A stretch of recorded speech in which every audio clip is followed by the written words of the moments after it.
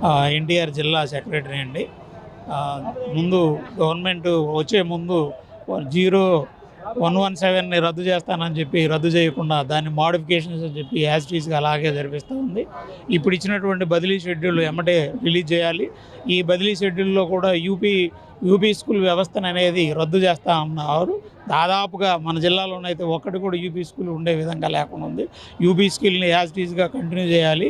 UP స్కూల్ని రద్దు చేసినటువంటి సందర్భంలో యూపీ స్కూల్ నుంచి పిల్లలందరూ కూడా హై స్కూల్స్కి వెళ్ళే అవకాశం లేదంటే ఆడపిల్లలు డ్రాప్ అవుట్ అయ్యేటటువంటి అవకాశం ఉంది. కాబట్టి యూపీ స్కూల్ని యథావిధిగా కొనసాగించాలని కోరుకుంటా ఉన్నాం.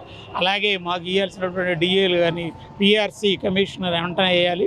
పిఆర్సీ ఇంతవరకు వచ్చిన మరుక్షణంలోనే పిఆర్సీ కమిటీ వేస్తూ ఉన్నారు. పిఆర్సీ కమిటీ లేదు, ఐఆర్ ప్రకటించాలి అనే దాని మీద మేము ఈరోజు ఈ యూటీఎఫ్ తరఫున ధర్నా చేయడం జరుగుతుంది. అలాగే మోడల్ ప్రైమరీ స్కూల్కి 5 పోస్టులు ఇస్తా అన్నారు. కాదు, దాన్ని రోలు చూడకుండా 5 పోస్టులు ఇవ్వాలి, ఊరికి ఒక స్కూల్ ఉంటాం.